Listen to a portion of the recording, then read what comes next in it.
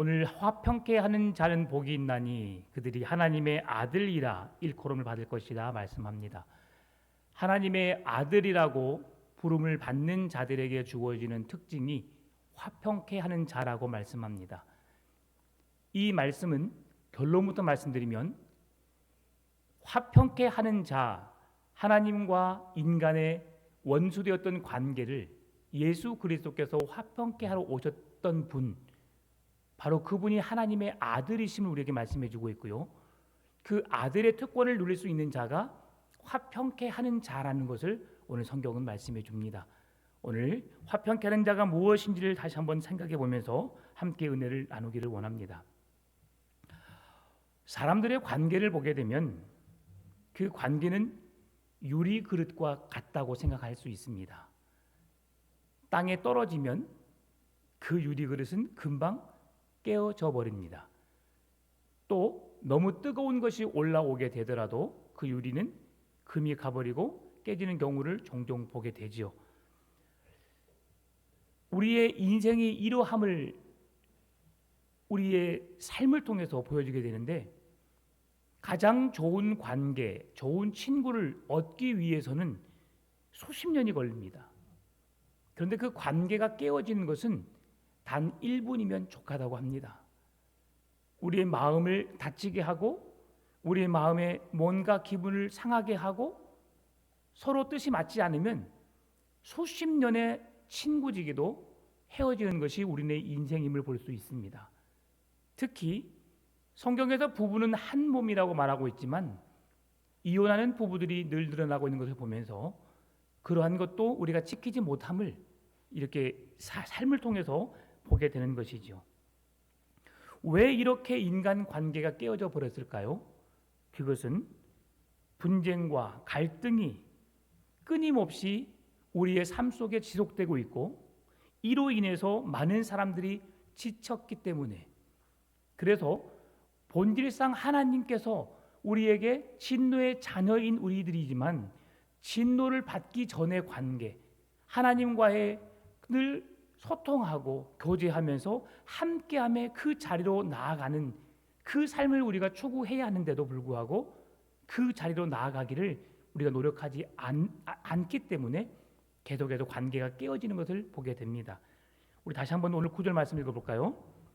화평하게 하는 자는 복이 있나니 그들이 하나님의 아들이라 일컬음을 받을 것이미요. 아멘. 이 화평이라는 단어는 헬라어로 에이레네라는 단어입니다. 히브리어는 샬롬이지요. 지금도 이 유대인들은 만나면 샬롬이라고 서로의 평안을 안부를 물으며 인사를 나누고 있는데요. 이것은 하나님께서 그 백성들에게 평안하냐라고 물으시는 그 인사가 그들에게 이제 그 인사가 되었던 것을 보게 됩니다.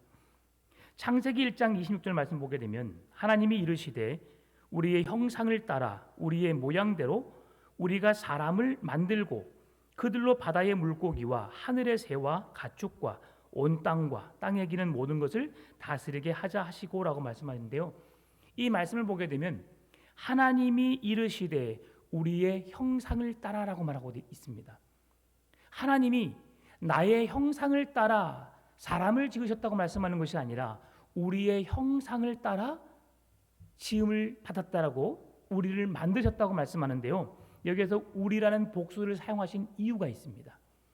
하나님은 한 분 하나님이시지만 삼위일체, 성부, 성자, 성령님이 하나이심을 우리에게 보여주시고요.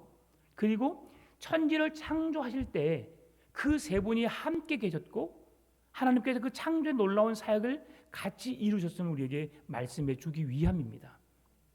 어떤 사람들은 그렇게 생각합니다. 하나님은 태초에 천지를 창조하실 때 계셨고 예수님은 2000년 전에 이 땅에 우리 죄인을 구원하시기 위해서 그때 오셔서 그때 존재하고, 그리고 그분이 가시고 난 이후에 성령님이 오셔서 성령님이 그때 존재하신 분이다라고 하지만, 그러나 오늘 창세기 1장 28절은 성부, 성자, 성령 하나님이 태초부터 함께 계셨음을 우리에게 분명하게 말씀해 주십니다. 그래서 하나님의 형상대로 우리를 지음 받았고 우리는 하나님의 성부, 성자, 성령님의 한 사랑 안에서 그 지체로 지음받았음을 성경은 말씀해 주고 있는데요. 로마서 5장 1절 말씀 보게 되면 그러므로 우리가 믿음으로 의롭다 하심을 받았으니 우리 주 예수 그리스도로 말미암아 하나님과 화평을 누리자라고 말씀하는데, 이 예수 그리스도를 인하여서 우리가 화평을 누릴 수 있는 자가 되었음을 성경은 말씀해 주는 겁니다. 화평하게 하는 자는 복이 있나니 저희가 하나님의 아들이라 일컬음을 받을 것이며, 하나님의 아들이라 일컬음을 받는 것은 원수되었던 하나님의 자녀되었던 우리가 진노의 자녀로 하나님을 만날 수 없는 단절된 상태로 있는 우리들에게 하나님이 화평의 중보자로 예수 그리스도를 보내셔서 그 관계를 회복하시고 하나님을 아버지라 부를 수 있는 자녀의 권세를 주신 것처럼, 오늘 우리가 예수 그리스도의 십자가의 은혜로 하나님의 자녀가 되는 권세를 얻게 되었는데, 그냥 누구나 다 얻는 것이 아니라 화평을 도모하는 자, 하나님과의 관계에서, 사람과의 관계에서 화평을 도모하는 자가 하나님의 아들이라 일컬음을 받는 자가 됨을 성경은 말씀해 줍니다. 로마서 14장 19절 말씀 보면 그러므로 우리가 화평의 일과 서로 덕을 세우는 일을 힘쓰나니라고 말합니다. 우리가 어떻게 살아야 할지를 말씀해 주는 거죠. 하나님과 인간 사이에 죄인된 우리 인간을 연결시키기 위해서 중보자로 예수 그리스도가 이 땅에 오셨지만, 오늘 우리들이 해야 할 일은 하나님으로부터 화평을 받은 자로서 이 세상의 화평의 일과 서로 덕을 세우는 일을 힘쓰라고 성경은 말씀해 주고 있는 거죠. 우리를 통해서 관계가 깨어지고 어떤 화목이 깨어지는 그런 관계가 아니라, 깨어졌던 관계가 새롭게 변화되어지고 회복되어지고 하나 되어지게 하는 것이 우리 그리스도인이 살아야 할 이유임을 성경은 말씀해 주는 것입니다. 그럼에도 마귀는 하나님과 화평의 관계를 깨기 위해서 계속해서 우리를 향해 공격하고 있음을 성경은 말씀해 주고 있죠. 창세기 3장 8절 말씀 보게 되면 그들이 그날 바람이 불 때에 동산에 거니시는 여호와 하나님의 소리를 듣고 아담과 그의 아내가 여호와 하나님의 낯을 피하여 동산 나무 사이에 숨은지라라고 되어 있습니다. 하나님은 인간에게 영원한 하나님의 나라, 천국의 기쁨을 주셨어요. 천국에서 삶을 허락해 주셨습니다. 그런데 그 스스로 우리 인간들이 그 관계를 깨어버린 것이죠. 하나님의 낯을 피하지 않았습니다. 동산 중앙에 함께 거닐면서 하나님과 대화하고 이야기하고 늘 수없이 이야기하며 교제하며 하나님으로 더불어 화평의 관계를 유지했었습니다. 그런데 사단이 우리에게 아담과 하와에게 찾아와서 그들의 마음에, 그들의 생각에 하나님처럼 될 수 있는 유혹을 그들에게 줌으로 인해서 그들이 그 죄의 늪에 빠질 수밖에 없었던 것이죠. 죄가 하나님으로부터 멀어지게 하였고 죄가 하나님의 낯을 피하게 하였음을 성경은 말씀해 주는 겁니다. 이렇게 죄는 결국 하나님과 우리의 관계를 멀어지게 했습니다. 여러분, 죄는 하나님과 우리의 관계를 멀어지게 할 뿐만이 아니라 사람과 사람과의 관계도 멀어지게 합니다. 왜 그러느냐? 골로새서 1장 21절 말씀 보게 되면 전에 악한 행실로 멀리 떠나 마음으로 원수가 되었던 너희를 이라고 말씀하는데요. 우리가 하나님과 멀어진 이유를 말하는데 그 이유가 무엇입니까? 악한 행실로 말미암아. 그 악한 행실이 무엇입니까? 하나님의 약속된 말씀을 지키지 않는 것이죠. 그 말씀을 순종하지 않음으로 우리가 하나님과 멀어지게 되었던 것입니다. 여러분, 사람과 사람 사이에도 관계가 멀어지는 이유가 무엇입니까? 우리가 서로를 이해해 주지 못한다. 내 생각과 당신의 생각이 다르다라는 이유로 대부분의 가정에 이혼하는 가정을 보게 되면 여러 가지 많은 차이가 있겠지만, 많은 이유가 있겠지만 그 중에 대다수가 그분의 생각과 나의 생각이 다릅니다라는 것을 말하는 것을 보게 됩니다. 왜 그렇습니까?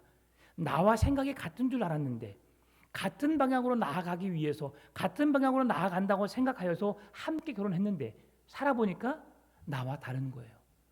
여러분, 결혼은 서로 다른 사람이 만나서 맞춰가는 겁니다. 서로 이해할 수 없는 부분을 이해하며 가는 것이 가정 생활입니다. 여러분, 그 사람의 마음을 맞출 수 있는 자가 얼마나 될까요? 여러분, 예수님이기 때문에 하나님 아버지의 마음을, 그 뜻을 맞춰서 살았습니다. 예수님 외에는 그 온전한 뜻을 이루어 갈 수 있는 분이 아무도 없습니다. 우리 모두는 살면서 그래서 늘 다투기도 하고요, 마음의 상처를 받기도 하고요, 어려움을 겪기도 합니다. 그럼에도 불구하고 하나님은 그런 모든 상황 속에서 우리에게 서로 이해하고 용서하면서 서로 사랑함으로 그 온전한 관계를 이루어 가기를 주님은 원하시고 계신다는 것입니다. 죄의 결과는 인류를 더욱 비참하게 만들었습니다. 창세기 3장 12절 말씀 보면 아담이 이르되 하나님이 주셔서 나와 함께 있게 하신 여자 그가 나무 열매를 내게 주므로 내가 먹었나이다 라고 말합니다. 죄로 인해서 하나님을 원망하기 시작했고요, 죄로 인해서 하나님이 우리에게 주신 선물에 대한 부정적인 시각으로 불평을 늘어놓기 시작했습니다. 나는 그렇지 않았는데, 나는 그럴 마음이 없었는데 저 사람 때문입니다. 죄로 인해서 하나님을 원망하게 되었고 우리에게 핑계가 늘어남으로 인해서 하나님과 원수된 관계의 삶을 살 수밖에 없었음을 성경은 말씀해 주는 것이죠. 창세기 4장 8절 9절도 똑같이 말합니다. 가인이 그의 아우 아벨에게 말하고 그들이 들에 있을 때에 가인이 그의 아우 아벨을 쳐 죽이니라. 여호와께서 가인에게 이르시되 내 아우 아벨이 어디 있느냐? 그가 이르되 내가 알지 못하니이다. 내가 내 아우를 지키는 자니까 라고 말합니다. 여러분, 가인과 아벨이 똑같이 하나님께 예배를 드렸습니다. 제사를 드렸습니다. 하나님이 가인의 제사는 받지 않고 아벨의 제사를 받으셨지요. 그래서 그 마음에 질투가 일어나서 아벨을 돌로 쳐 죽였습니다. 돌로 쳐 죽였기 때문에 아벨이 어디 있는지 그 누구보다도 가인은 잘 알고 있죠. 그런데도 죄악으로 인하여서 범죄한 인간의 결과가 무엇인지를 말해주는데 하나님께서 아벨이 어디 있느냐라고 물었을 때 내가 아벨을 지키는 자니까 라고 하면서 핑계를 대는 것이죠. 이게 바로 죄의 결과입니다. 그리고 서로가 서로를 미워하고 시기하고 질투하여서 결국 사람을 죽음에 이르게까지 만드는 것이 죄임을 성경은 말씀해 주는 것이죠. 오늘을 살고 있는 우리들의 시대도 다를 바가 없는 것을 보게 됩니다. 지난달에 뉴스를 통해서 참 너무 마음 아픈 사건을 접한 적이 있습니다. 4살 난 아이를 폭행하고 먹을 것을 주지 않아서 영양실조로 집에서 죽은 채 발견되었다는 사실을 뉴스를 통해서 듣게 되었지요. 여러분, 이 아이를 키우는데 혼자 버거웠을지 모릅니다. 남자와 이혼하고 혼자 아이를 키우는데 그럼에도 여러분 그 아이를 그렇게 키워도 되겠습니까? 먹을 걸 주지 않아서 영양실조로 아이를 폭행하고 결국 죽음에 이르게 되는 그 삶, 그것이 바로 죄의 결과임을 우리에게 보여주고 있는 겁니다. 뿐만 아니라 그 누구보다도 가정이 바르게 서야 하는데 OECD 회원 국가 중에 우리나라가 이혼율이 9위라고 합니다. 아시아에서 1위라고 하죠. 여러분, 이러한 것들이 어떻게 일어나게 될까요? 우리나라 사람들이 더 참지 못하고 더 이해하지 못하고 더 자기 주장이 강하기 때문에 이런 일들이 결과로 나타난다고 생각이 듭니다. 이혼이 꼭 나쁜 것만은 아닙니다. 여러분, 정말 이혼할 수밖에 없어서 이혼할 수 있는 경우가 있어요. 그 사람이 폭행을 하거나 어떤 중독에 빠졌거나 사람으로서 사람을 대하지 않았을 경우에는 여러분 그 가정에 살면 안 됩니다. 사람은 사랑받으며 살 수 있도록 하나님이 지음받은 존재이거든요. 그런데 사람으로서 대우를 받지 못하고 살아간다면, 그걸 참고 살아간다면 여러분 그렇게 살면 안 됩니다. 법적인 그런 힘의 구조로 인해서 그곳에서 벗어나야 되겠죠. 그렇지 않다면 조금 생각이 다르고 조금 다른 사고를 가지고 있다 할지라도 여러분 우리는 그걸 이해하면서 그것만큼 우리가 가정을 지키기 위해서 노력을 해야 하는 것이죠. 에베소서 2장 16절 17절 18절 말씀 보면 십자가로 이 둘을 한 몸으로 하나님과 화목하게 하려 하심이라. 원수된 것을 십자가로 소멸하시고 또 오셔서 먼데 있는 너희에게 평안을 전하시고 가까운 데 있는 자들에게 평안을 전하셨으니 이는 그로 말미암아 우리 둘이 한 성령 안에서 아버지께 나아감을 얻게 하려 함이라라고 말씀합니다. 하나님 우리에게 가정을 주신 이유를 말씀해 주는 거죠. 한 성령 안에서 함께 하나님 앞으로 나아가도록 지음받은 존재라는 것을. 여러분, 가정은 어떤 곳입니까? 하나님이 천지를 창조하시고 아담이 혼자 있는 것을 좋게 여기지 않으므로 그가 깊이 잠들게 하심으로 그의 갈빗대를 취하여서 아내를 주었습니다. 하나님의 창조 역사 이래 가장 아름다운 하나님의 창조의 역사의 결과물이라고 할 수 있는 그 선물이 가정입니다. 그 가정은 온전히 서야 하고 하나님이 만드신 가정은 천국의 작은 모형입니다. 더 나아가 가정과 교회는 천국으로 나가는 천국 백성들이 살아가는 아름다운 공동체가 되어야 하고요. 가정과 교회에서만큼이라도 우리들은 서로 미워하고 질투하고 시기하는 그런 마음을 제거해야 하는 것이죠. 여러분, 그런데 실제로 우리의 삶은 어떻습니까? 가정 안에서도 형제와 가족과 친지들을 용서하지 못하는 경우가 있고요. 함께 하나님 나라 가족 공동체로 살고 있는 교회 안에서도 서로 이해하지 못하고 용서하지 못하고 사랑하지 못하는 관계가 얼마나 많은지 모릅니다. 죄인된 인간이기 때문에 그렇습니다. 죄의 결과로 우리는 그렇게 화목을 이루지 못하는 존재로 살아가고 있는 것이죠. 그럼에도 우리는 그러한 잘못된 삶으로부터 벗어나야 합니다. 빛 대신 하나님 앞에 어둠의 인간이 나아갈 수 없기에, 하나님 앞에 거룩한 하나님 앞에 온전히 설 수 없기에 우리가 그런 연약한 모습, 부끄러운 모습들이 보이지만, 그러나 우리에게 예수 그리스도를 통해서 죄인된 우리를 완전히 거룩한 자로, 하나님의 거룩한 백성으로 아들로 우리를 인쳐 주셨는데, 아들의 신분을 얻고도 우리는 죄인된, 죄악된 과거의 습관을 버리지 못하고 그렇게 살아가는 어리석은 삶을 살고 있음이 우리에게 문제가 된다고 하는 것입니다. 예수님은 하나님과 우리를 화목시키기 위해서 이 땅에 오셔서 자신을 십자가에 내어 주셨습니다. 죽기까지 하나님과의 원수된 관계를 회복하기 위해서, 깨어진 관계를, 단절된 관계를 하나 되게 하시기 위해서 그의 생명을 아낌없이 들이셨습니다. 오늘 우리가 하나님과 화평하게 하기 위해서 우리가 수고하고 노력하는 것은 무엇입니까? 성도들과 서로 화평하기 위해서, 하나 되기 위해서 노력하고 애쓰는 것이 무엇입니까? 내 생각에 맞지 않습니다. 그렇게 해서는 안 됩니다.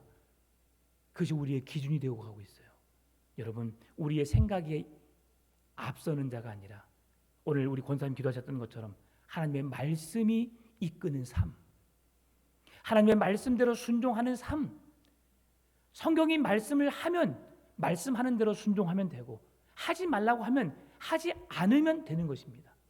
그런데 우리는 하지 말라는 것을 더 하려고 하고 하라는 것을 안 하려고 하기 때문에 그것이 문제가 되는 것이지요.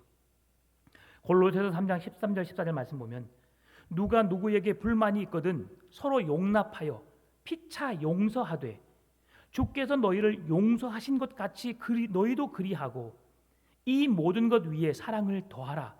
이는 온전하게 매는 띠니라 라고 말씀합니다. 너에게 불만이 있거든 서로 용납하고 피차 용서하되, 그 사람을 용납하고 용서하되 어떻게 하라고요?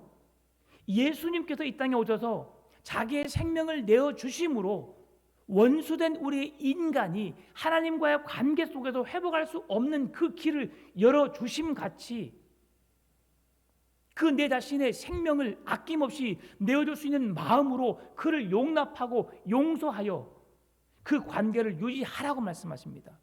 그리고 그 위에 사랑을 더하라. 이것은 온전하게 매는 띠라고 말씀하고 있습니다. 인간이, 우리 사람들이 죄로 인해서 하나님의 자녀라고 하는 신분을 얻을 수 없는 그 관계 속에서 하나님은 우리에게 놀라운 사랑을 주셨습니다. 그 사랑이 무엇입니까? 예수 그리스도의 십자가의 사랑이죠. 우리를 사랑할 가치가 무엇이 있겠습니까? 우리가 사랑받을 자격이 있어서 사랑받습니까? 절대 그렇지 않습니다. 우리는 사랑받을 수 없는 자입니다. 그럼에도 하나님은 우리에게 찾아오셔서 우리를 사랑한다고 말씀하고 계시고요. 우리를 하나님의 자녀 삼아 주셨습니다. 그 은혜가 얼마나 크고 놀라운지 여러분, 그 은혜를 받은 자로서 용도 못할 일이 뭐가 있겠습니까? 여러분, 내가 누군가를 사랑하지 못한다면 주님의 십자가를 늘 묵상하시기 바랍니다. 또한 1만 달란트 빚진 자의 비유를 여러분 늘 마음속에 새기십시오. 내가 주께 그 1만 달란트라고 하는 것은 우리가 평생을 벌어도 손댈 수 없을 만큼의 큰 돈입니다. 아주 큰 은혜죠. 그 은혜를 받은 자로서 우리가 아무것도 아닌 자에게 용서하지 못하고 사랑하지 못하고 용납하지 못하고 이해하지 못한다면 그리스도 사랑이 헛될 수밖에 없음을 마음 아파하면서 주님을 닮아가기 위해서 주님의 십자가 앞으로 더 가까이 나아가시기를 바랍니다. 예수님처럼 용서하는 삶이 무엇일까? 로마서 12장 17절 18절 말씀합니다. 아무에게도 악을 악으로 갚지 말고 모든 사람 앞에서 선한 일을 도모하라. 할 수 있거든 너희로서는 모든 사람과 더불어 화목하라라고 말합니다. 이것이 성경이 우리에게 주신 약속된 말씀이에요. 살면서 문제가 생기면 여러분 어떻습니까? 누가 먼저 용서해야 돼요? 잘못한 사람이 먼저 용서를 해야 되겠죠. 실수를 한 사람이, 잘못한 사람이 먼저 다가와서 내가 잘못했습니다라고 사과를 해야 되겠죠. 그런데 여러분 살다 보니까 그런 사람이 얼마나 많던가요? 많지 않습니다. 내가 잘못을 해놓고도 큰 소리 치는 사람이 이기는 시대에 지금 우리가 살고 있습니다. 그러면 먼저 믿는 우리들이, 하나님의 사랑을 받았던 우리가 먼저 다가서서 용서를 하고 손을 내밀고 그와 화해해야 되지 않을까요? 관계의 회복을 위해서는 우리가 먼저 찾아가야 합니다. 예수님께서 죄인된 우리를 찾아오셨던 것처럼 말입니다. 아무렇게도 어떤 방법으로도 용서받을 수 없는 우리들에게 하나님께서 친히 독생자 외아들 예수를 보내셔서 그 모든 문제를 해결해 주었던 것처럼 먼저 받은 사랑을, 먼저 받은 은혜를 받은 자로서 우리가 그 사랑을, 그 은혜를 실천해야 되지 않을까요? 우리가 죄인 되었을 때에, 우리가 하나님 앞에서 원수 되었을 때에 하나님께서는 우리를 위하여서 자기 아들을 먼저 내어주셨습니다. 그것이 원수된 우리와의 관계 속에서 하나님이 해결하시는, 회복하시는 유일한 방법이셨죠. 당신이 먼저 잘못했잖아 말하기 전에 내가 받은 하나님의 사랑으로 그에게 다가가 손을 내밀고 용서하고 그 모든 것을 이해함으로 하나님이 하나됨을 힘써 지키라고 말씀하셨던 것처럼 우리 교회 안에 주의 사랑으로 하나 되기를 힘쓰는, 화평하기를 도모하는 그런 성도들 되시기를 바랍니다. 로마서 5장 1절 말씀 보게 되면 그러므로 우리가 믿음으로 의롭다 하심을 받았으니 우리 주 예수 그리스도로 말미암아 하나님과 화평을 누리자라고 말합니다. 하나님과 화평을 누릴 수 있는 방법이 예수 그리스도로 말미암아라고 하는 것이죠. 하나님이 이 땅에 우리를 찾아오시기까지 얼마나 많이 참으셨을까요? 얼마나 많이 괴로워하셨을까요? 자기 멋대로, 자기 마음대로 살아가는 그 백성들을 보면서 내가 이들을 언제까지 사랑해야 되나? 여러분, 이 말을 한다는 것은 그렇게 지쳤다는 거예요. 그럼에도 주님은 우리를 포기하지 않으셨습니다. 우리가 회개하고 돌아오기를 기다리신 것이죠. 탕자의 비유를 보십시오. 그것이 바로 하나님 아버지의 마음을 우리에게 보여주신 말씀이거든요. 탕자의 그 탕자의 비유에서 그 성경의 핵심은 탕자가 아닙니다. 탕자는 우리의 인간의 모습을 그리는 것이고요. 탕자의 아버지를 하나님으로 비유해서 자기 멋대로 자기 하고 싶은 대로 마음대로 해가는 탕자의 모습을 그가 언제나 돌아올까 기다리시는, 그의 잘못을 깨닫고 하나님 앞으로 나오기만을 기다리시는 하나님 아버지의 마음을 그리시는 것이 탕자의 비유입니다. 그렇게 잘못을 하고 아버지의 재산 절반을 가져다가 다 탕진해서 허랑방탕하게 사용해버리고, 그럼에도 아버지의 품을 그리워하며 찾아온 탕자를 용서하고 그를 위해 잔치를 베풀고 그를 다시 하나님의 자녀로, 나의 자녀로 받아주시는 그 아버지의 사랑을 보여주시는 그 은혜가, 그것이 바로 하나님의 놀라운 사랑인 것이죠. 용서할 수 없습니까? 연습해야 합니다. 연습해야 돼요. 부부간에도 여러분, 너가 잘못했으니까 사과할 때까지 내가 기다리겠어. 그러면 골이 계속 깊어져 갑니다. 마음의 상처가 계속해서 커져 갑니다. 그런데 자존심이 상하지만, 기분이 나쁘지만 먼저 잘못했어, 미안해라고 말하면, 그렇게 말하면 관계는 쉽게 회복될 수 있습니다. 회복되어집니다. 로마서 12장 18절, 할 수 있거든 너희로서는 모든 사람과 더불어 화목하라라고 말합니다. 예수 그리스도와 함께, 로마서 5장 1절에서는 우리도 예수 그리스도 말미암아 하나님과 화평을 누리자라고 말씀했고, 로마서 12장 18절에는 할 수 있거든 너희로서는 모든 사람과 더불어 화평하라, 화목하라라고 말씀합니다. 할 수 있거든 이라고 말하는 것은 인간 관계에 있어서 화합을 향한 욕구가 아무리 강할지라도 우리의 힘으로 할 수 없는 것을 말합니다. 그러면 어떻게 할 수 있어요? 하나님이 주신 은혜로, 하나님 주신 믿음으로 가능한 것이죠. 여러분, 세상 사람들에게 먼저 가서 용서를 해봐, 미안하다고 해봐, 해야 안 해요? 안 합니다. 혹 예수님을 믿는 우리들이 먼저 용서하지 못하고, 먼저 손 내밀지 못하고, 먼저 이해하지 못하고, 먼저 사랑하지 못한다면 우리는 극히 세상적인, 인간적인 모습으로 살고 있음을 여러분, 그렇게 내 자신을 돌아봐야 해요. 주님의 방법은, 성경은 무엇입니까? 내가 너를 사랑함 같이 너도 서로 사랑하라, 용서하라, 이해하라, 사랑하라라고 말씀하십니다. 인간의 애씀으로는 진정한 평화를 누릴 수 없습니다. 아무리 노력하고 아무리 애쓰고 아무리 힘을 쓰지만 우리의 노력으로는 그 사람의 마음을 변화시킬 수 없습니다.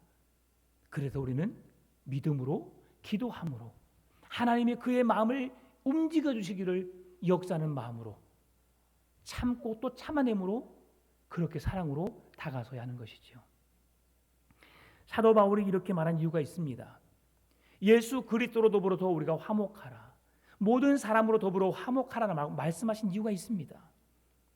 그것은 십자가를 통해 하나님께서 우리의 관계를 회복해 주셨고, 십자가를 통해 하나님의 거룩한 자녀의 신분을 회복해 주셨고, 십자가를 통해 우리가 서로 화평의 관계로 살게 하여 주신 그 은혜가 너무 크기에 바울은 그 은혜를 받은 자로서 그렇게 살아갈 것을 분명하게 성도들에게 말씀해 주고 있다고 하는 것이죠. 화목에는 반드시 자기 희생이 따르는 겁니다. 내가 양보하지 않으면, 내가 져주지 않으면 화평의 관계를 이룰 수 없습니다. 끝까지 70번씩 7번이라도 용서라 말씀하신 주님의 은혜가 우리에게 있을 때에 우리는 그 관계를 화목의 관계로 이끌어갈 수 있습니다. 로마서 12장 19절 말씀 보면, 내 사랑하는 자들아 너희가 친히 원수를 갚지 말고 하나님의 진노하심에 맡기라 기록되었으되 원수 갚는 것이 내게 있으니 내가 갚으리라고 주께서 말씀하시니라. 아멘. 예전에 제가 여기 우리 풍암 전원교회를 섬기면서 그런 설교를 했던 적이 있어요. 그때가 명절이었는데, 명절날 이제 집에 가기 위해서 그때도 수요 예배인가 예배를 끝나고 집으로 가는 길이었어요. 풍암 전원교회를 섬길 때는 아니지만 그 전에 있었던 일입니다. 그래서 제가 집으로 가는 길에 가만히 서 있는 차가 갑자기 튀어나와서 제가 오고 있는데 제 차를 받았어요. 받는 것도 제가 그 차를 받는 것이 아니고 그 차가 저를 받았어요. 그래서 그 옆에 순찰차가 있어서 경찰에 와가지고 저에게 그 두 사람에게 이건 당연히 정차되어 있는 차가 갑작스럽게 방향을 틀어 나왔기 때문에 당신의 잘못입니다.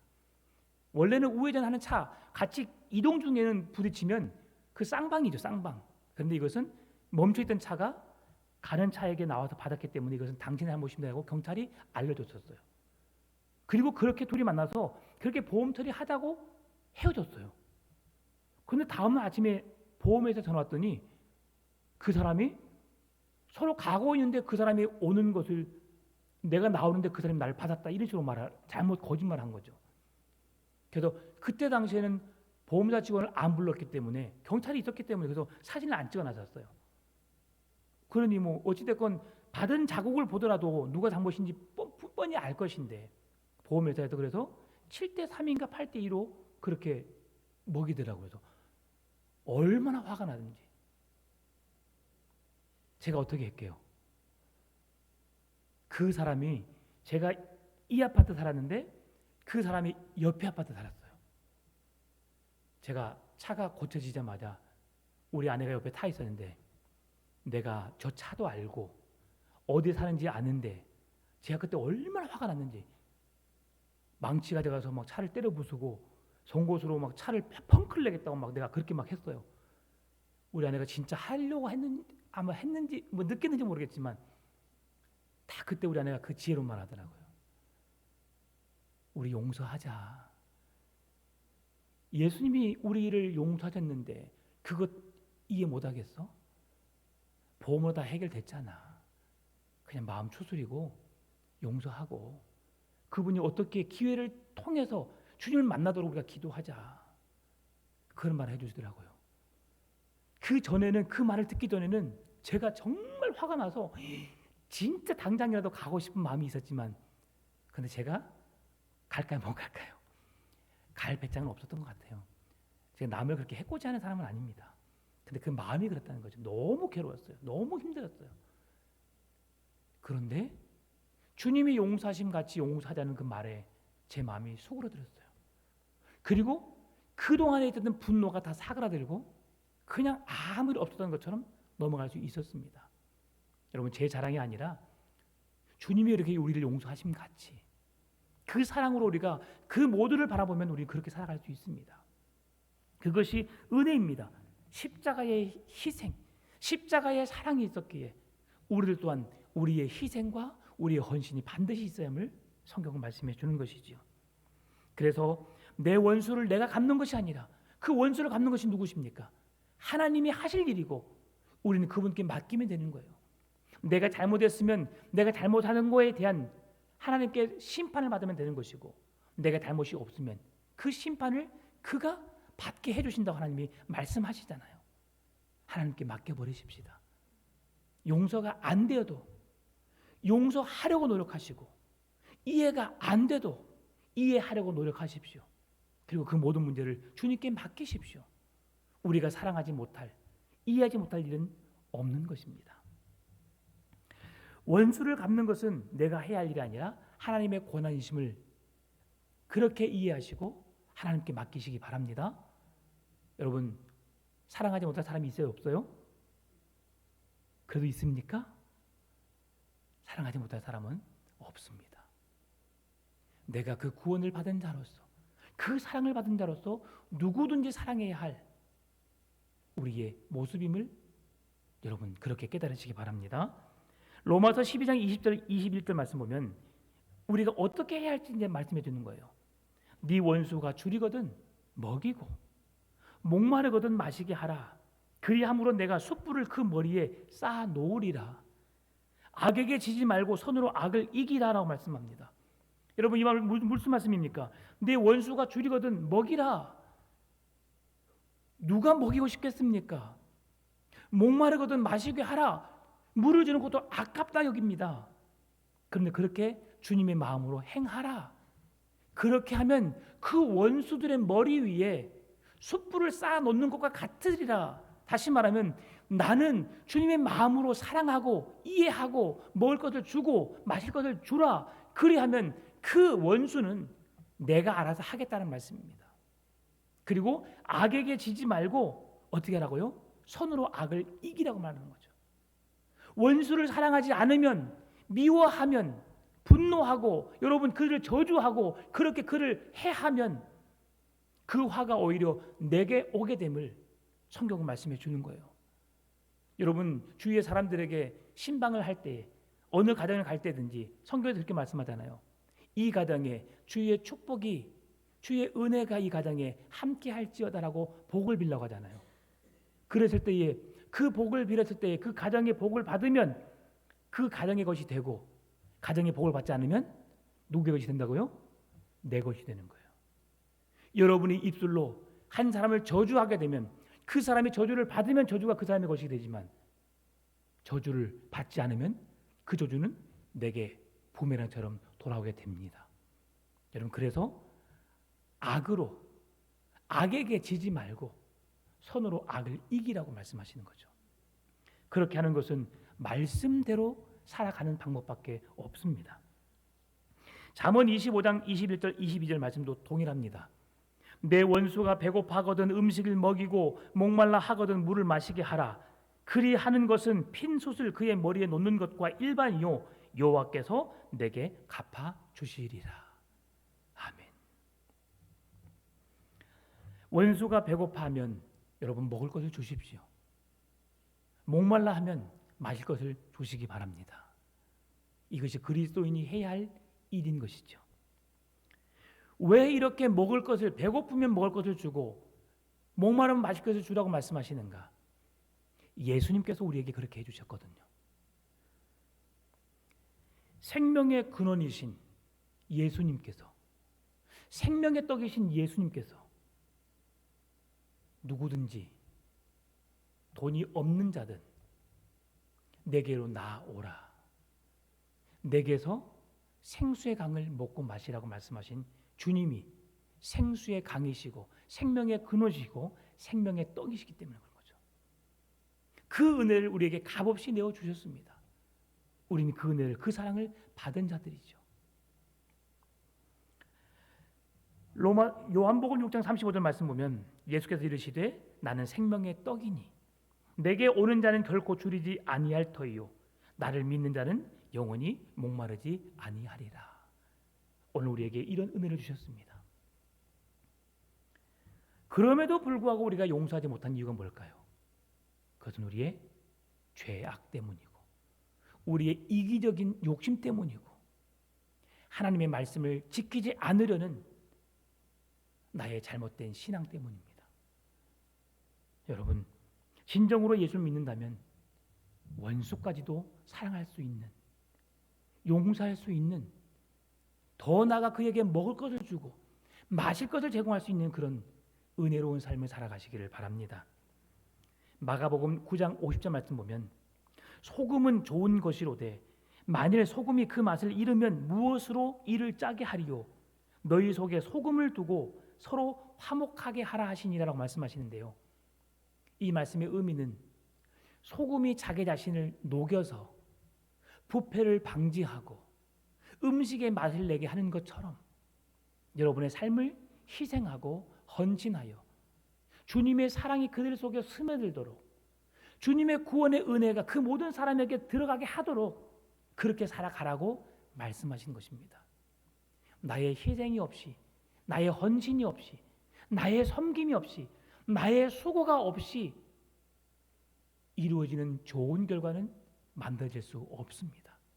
오늘 주님께서 여러분의 그 섬김과 그 사랑을 원하십니다. 사단은 온갖 속임수로, 온갖 거짓으로 우리를 미혹합니다. 유혹합니다. 그렇게 하지 않아도 돼. 지금까지 했으면 됐지.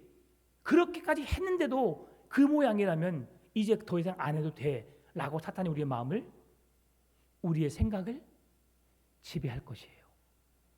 그럴 때에 나사렛 예수 그리스도 이름으로 명하노니 내 생각을 묻고 있는 더러운 생각들아, 악한 것들아, 다 떠나가라. 예수님이 주신 사랑의 마음, 십자가의 놀라운 사랑, 구원, 은혜, 용서, 이해, 모든 그 좋은 것으로 내 영에 가득 채워질지다라고 선포하시기 바랍니다.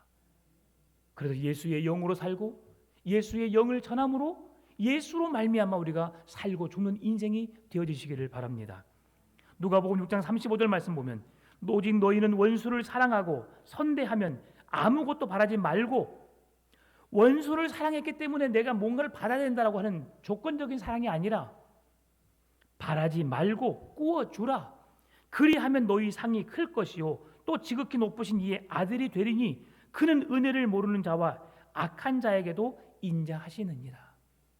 예수님이 그렇게 하셨어요. 오늘 우리들의 삶도 그렇게 살아가기를 원하십니다. 화평케 하는 자에게 어떤 복이 임하시죠? 하나님의 아들이라 일컬음을 받을 것이라고 말씀합니다. 하나님의 자녀된 여러분 진정한 하나님의 아들이십니까? 하나님의 자녀이십니까? 하나님의 자녀로서 하나님 앞에 부끄럽지 않은 모습으로 살기 위해서 몸부림치고 노력하시기 바랍니다. 마지막으로 이사야 53장 5절에서 8절 말씀 같이 읽어볼까요? 그가 찔림은 우리의 허물 때문이요 그가 상함은 우리의 죄악 때문이라. 그가 징계를 받음으로 우리는 평화를 누리고 그가 채찍에 맞음으로 우리는 나음을 받았도다. 우리는 다 양 같아서 그릇 행하여 각기 제 길로 갔거늘 여호와께서는 우리 모두의 죄악을 그에게 담당시키셨도다. 그가 곤욕을 당하여 괴로울 때에도 그의 입을 열지 아니하였으며 마치 도수장으로 끌려가는 어린 양과 털 깎는 자 앞에서 잠잠한 양같이 그의 입을 열지 아니하였도다. 그는 곤욕과 신문을 당하고 끌려갔으나 그 세대 중에 누가 생각하기를 그가 살아있는 자들의 땅에서 끊어짐은 마땅히 형벌받을 내 백성의 허물 때문이라 하였으리요. 예수님이 우리를 살리기 위해서, 원수리였던 우리를 자녀 삼기 위해서, 하나님 나라 백성 삼기 위해서 행하신 일들을 이사야 선지자가 말씀해 놓은 겁니다. 여러분, 그가 찔림은 우리의 허물 때문이요 그가 상함은 우리의 죄악 때문이라. 그가 징계를 받음으로 우리가 평화를 누리고 그가 채찍에 맞음으로 우리의 모든 죄가 용서함을 입게 되었도다. 그 사랑을 받은 자로서, 그 은혜를 입은 자로서 살아가시되 원수까지도 사랑할 수 있는, 화평을 도모하여 화평케 하는 자가 복이 있다는 그 믿음의 삶을 여러분이 살아내시기를 바랍니다. 그렇게 살아간 여러분의 인생에 하나님의 진정한 아들, 자녀의 축복이 임하게 되시기를 주의 이름으로 축원합니다. 참 좋으신 아버지 하나님 감사합니다. 하나님께 칭찬받고 하나님께 인정받는 온전한 믿음의 삶이 되도록 인도하여 주옵소서. 감사합니다. 살아계신 예수님의 이름으로 기도드립니다. 아멘.